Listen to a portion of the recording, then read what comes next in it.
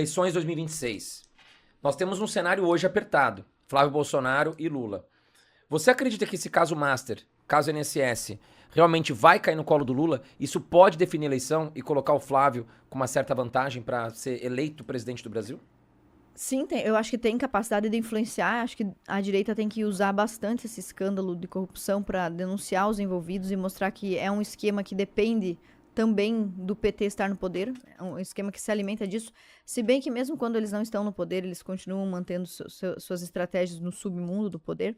Mas eu acredito sim que o Flávio tem chances de vencer o Lula. Não sou tão otimista, porque você pensa comigo, André. Antes o Bolsonaro estava no poder com a máquina na mão e o Lula estava preso. E perdeu a eleição para o Lula. Agora não se trata nem do próprio Bolsonaro, é o filho dele concorrendo contra o Lula que tem a máquina na mão. Quem sabe possa fazer alguns movimentos nos próximos meses, como alterações no imposto de renda para deixar mais dinheiro na mão do trabalhador, ou com relação a gás, energia elétrica, benefícios, enfim. Alguns movimentos populistas que o Lula pode fazer tendo a máquina na mão. Por outro lado, o Flávio tem a seu favor o fato de ser um político novo. Não é nem o Bolsonaro e também não é o Lula. Seria uma nova cara na presidência da República. Só tem um desafio, para mim, que parece ser o pior desafio, é segurar os próprios aliados de direita com relação ao posicionamento recente nas redes sociais. Disputas e brigas entre a família do Bolsonaro e o Nicolas, entre aqueles jornalistas lá, os militantes EAD, né, que estão fora do Brasil e atacam uma ala da direita aqui. Se nós precisamos conquistar o voto do centro, se chegamos ao ponto de precisar seduzir alguns eleitores do centro, nós não podemos abrir mão do que nós já temos, que são pessoas que já estão do nosso lado, que já deveriam estar do nosso lado. Então, brigas, por exemplo, com Silas Malafaia não somem nada, comunidade evangélica precisa votar no Flávio. Brigas com a dona Michele, que é presidente do nosso PL Mulher, eu gosto muito dela, acho ela uma mulher muito elegante e tal, nos seus posicionamentos. Brigas com a dona Michele não acrescentam em nada também. Né? Vai perder o voto das mulheres, que foi sempre um flanco difícil para o Bolsonaro. O Lula sempre teve vantagem com o público feminino, aliás, no mundo todo, né? As mulheres são mais progressistas do que os homens. Então, não é um momento de abrir mão de certos aliados. Ah, mas esse aqui não é limpinho o suficiente, esse aqui não é puro o suficiente. Não concorda 100% comigo. Eu não sei como é que você vai para uma eleição, uma majoritária, onde você tem que conquistar a maioria dos votos e começa a abrir mão dos votos que você, a priori, já tinha, né? Já tinha conquistado. Então, acho que esse é um grande desafio. O segundo desafio é esse movimento de seduzir o centro. Aqueles que talvez não se conectam tanto à ideologia, não se importam tanto se é direita, se é esquerda, porém não querem ver o país quebrado. Eu acho que existe até uma grande fatia de pessoas que estão no poder e que não querem que o país quebre. Até alguns que se alimentam da corrupção, mas não podem sobreviver se o país quebrar. O Raimundo Faoro é um intelectual de esquerda, ele escreveu um livro chamado Os Donos do Poder. Era de esquerda, né? Sempre, no caso, se posicionaria a favor do Lula, mas de qualquer forma ele faz uma análise sobre como é que se organiza a política no Brasil. O Karl Marx, por exemplo, dizia que eram o proletariado contra os burgueses. Às vezes você vê a feminista falando que é homem contra a mulher. E o Raimundo Faoro fazia uma análise sobre o Brasil dividindo em dois pontos. O estamento burocrático, que são os poderosos, políticos e chefes, secretários, ministros. Então, o estamento burocrático, os políticos e o estamento burocrático contra o povo. Essa é a verdadeira luta de classes do Brasil. E o próprio Lula, né, quando se elegeu com o discurso de que o PT era o partido da ética, de que o PT ia varrer a corrupção no Brasil, que o PT era o partido do povo contra o estamento burocrático, e aí chega ao estamento burocrático, se incorpora a ele, se alia aos banqueiros, enfim, e tudo que a gente viu acontecer, empreiteiras, capitalistas, nacionais e internacionais. O ponto é que eu acho que, nesse sentido, o Raimundo Faoro sempre esteve certo.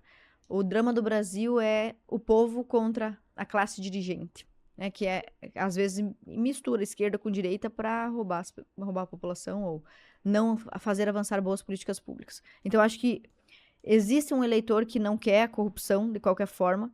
Então, em alguns sentidos, o Flávio tem que fazer gestos para a militância, gestos para aqueles que são mais bolsonaristas, mas também tem que fazer gestos de uma abertura maior, de um diálogo maior, de um governo talvez mais elegante, um governo mais flexível para poder abarcar essas pessoas de centro-direita. Ou aquela que não quer se posicionar politicamente, mas odeia a corrupção, né? Ana, quando a gente fala centro, imagino eu que você esteja falando principalmente ali do Kassab, que hoje é um homem muito poderoso em Brasília. E o Kassab sempre deixou claro que a preferência dele era o Tarcísio de Freitas. Né? Ele chegou a declarar assim, Flávio, boa sorte, e sempre deixou claro que o Tarcísio era a preferência dele. O porquê que você acha, o Jair Bolsonaro, que não pode dar entrevistas, então a gente não tem essa informação, a visão da Ana, no caso, sua visão pessoal, o porquê que o Jair resolveu escolher o Flávio, sendo que talvez o Tarcísio teria o apoio do centro e a direita poderia ter um caminho mais fácil, digamos assim. Bom, primeiro que o Tarcísio também é o candidato do Bolsonaro, né? O Bolsonaro tirou o Tarcísio de um cargo, sim, no estamento burocrático, mas uma pessoa desconhecida, e o transformou em ministro. De ministro, transformou em governador. O Tarcísio deve muito ao Bolsonaro e jamais faria um movimento de aceitar uma candidatura contra um indicado do Bolsonaro. E não sairia candidato se não fosse indicado do Bolsonaro. Eu acho que o Tarcísio tem esse senso de gratidão. E tem mesmo. Mas a própria história do Tarcísio nos dá uma lição sobre isso. O Tarcísio foi tirado de fora do meio político, inserido na política e se tornou governador. Quando o Tarcísio chega em São Paulo, o que ele conhece de São Paulo? Quais são as regiões de São Paulo? Como é a região metropolitana? Quais são as rodovias que cruzam? Os hospitais que... E o Tarcísio não sabia isso. Então, o Tarcísio precisou se aliar a quem conhecia, a quem sabe de São Paulo. E o Kassab conhece São Paulo. Então, o Tarcísio criou uma dependência, talvez, profissional, uma amizade com o Tarcísio, que, como político antigo, como político velho, sabia mostrar o caminho das pedras ali para o Tarcísio. E aí o Tarcísio tem essa dupla amizade, esse sentimento de lealdade profundo com o Bolsonaro, mas uma forte influência do Kassab, que o ajudou a governar. Que o indicou o caminho ordinário da política, que se o Tarcísio tivesse crescido, vivido, feito uma campanha de vereador, deputado estadual, federal, e aí se tornado governador, ele saberia, e talvez poderia ter dispensado o Kassab. Mas a vida não é só, uma vida não é uma linha reta, né? Então você tem pessoas que te interpelam de diversas formas, a sua vida pessoal, a sua vida profissional, e ele teve que, na vida profissional dele, receber e ter essa relação, construir essa relação com o Kassab. Então é óbvio que, dos nomes possíveis, o Kassab tem uma preferência pelo Tarcísio, e esse talvez fosse o candidato que o sistema toleraria melhor. A grande questão aqui é saber se a direita tem condições de vencer o sistema, ou é preciso aliar-se a uma fatia dele para tirar o poder da mão da esquerda. Dividir esse poder com o centro é uma matemática difícil. Mas o Kassab com certeza prefere o Tarcísio. A sua pergunta é, por que o Bolsonaro não prefere o Tarcísio? Porque, mal ou bem, o Flávio, os filhos, a esposa, em tese, exercem emocionalmente uma sensação de maior confiabilidade do que qualquer pessoa de fora. Eu acho que até as pessoas demoram um tempo para amadurecer com relação a isso, eu e você. Não sei quanto tempo você levou para perceber que tem amigos mais fiéis do que um irmão. E que tem amigos que você pode contar pro resto da vida e que nunca vão te abandonar. Às vezes você percebe isso aos 20, às vezes você percebe aos 30, às vezes você não percebe nunca. E às vezes você fica sempre... Também temos o caso da experiência pessoal do presidente Bolsonaro, que foi muitas vezes traído mesmo, né? Por exemplo, a Soraya Tronic é um caso claro disso, que estava com Bolsonaro para se eleger senadora, agora vai ser candidata novamente ao Senado, se não me falha a memória, em Mato Grosso do Sul, né? E ela vai novamente ao Senado, sem concorrência, provavelmente vai se reeleger. E logo na eleição seguinte estava disputando contra o Bolsonaro, lembra? Debatendo e xingando o presidente. Então, o Bolsonaro passou por muitos episódios de traição com relação a pessoas que ele realmente ajudou a levantar. Então, talvez isso tenha pesado muito, assim. Vou colocar mais uma vez uma pessoa que pode me trair, né? E claro que você tem que considerar também que talvez ele considere que o Kassab não é de confiança. Mas, quando teve a manifestação, que manifestação foi a última que o Bolsonaro falou e levantou a mão do Kassab? Eu lembro até que o governador Jorginho estava lá, eu não gostei dessa atitude do Bolsonaro. Porque aqui em Santa Catarina a gente está enfrentando um candidato, com a oposição do governador Jorginho, que é um candidato do partido do Kassab, do PSD. O governador faz muitos gestos pelo Bolsonaro, é muito leal ao Bolsonaro, e daí estava em cima do palanque Bolsonaro, Jorginho, governador aqui de Santa Catarina, e o Bolsonaro fez um elogio muito efusivo ao Kassab. Na hora que eu estava assistindo, claro, que o Bolsonaro sabe o que faz, provavelmente, né? Mas eu pensei, poxa, não queria ser o Jorginho nessa hora, né?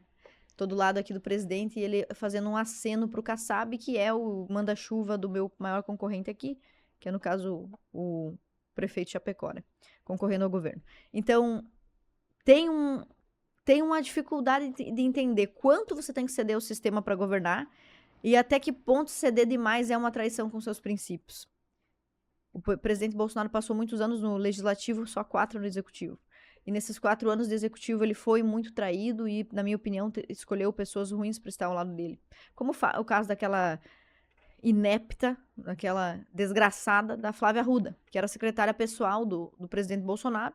E depois, quando o Lula ficou 4 anos sendo secretária do presidente Bolsonaro, a pessoa que sabia quem entrava e quem saía da sala dele, e no dia que o Lula venceu a eleição, foi lá abraçá-lo, parabenizá-lo e dizer que sempre esteve com o Lula.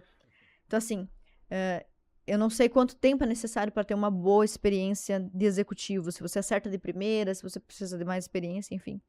Mas eu acredito que o principal motivo de ter escolhido o Flávio foi esse medo de ser novamente traído. Entendi. A própria família Bolsonaro deve ter o clã Bolsonaro deve ter esse medo. Ainda falando sobre a questão dos filhos do Bolsonaro, todos eles viraram políticos, né? Sim. Então, assim, você tem aí o Carlos, que vem como senador aqui por Santa Catarina, eu vou querer entrar nesse assunto com você. Você tem o Eduardo Bolsonaro, que foi para os Estados Unidos, até então, creio eu que não pode voltar para o Brasil. O Flávio, candidato à presidência, e tem o Renan Bolsonaro também, que é vereador aqui em Balneário Camboriú. Eu, particularmente, vejo muitas pessoas criticando o trabalho do Renan. Aqui em Balneário Camboriú, muitas pessoas falando que ele não fez nada.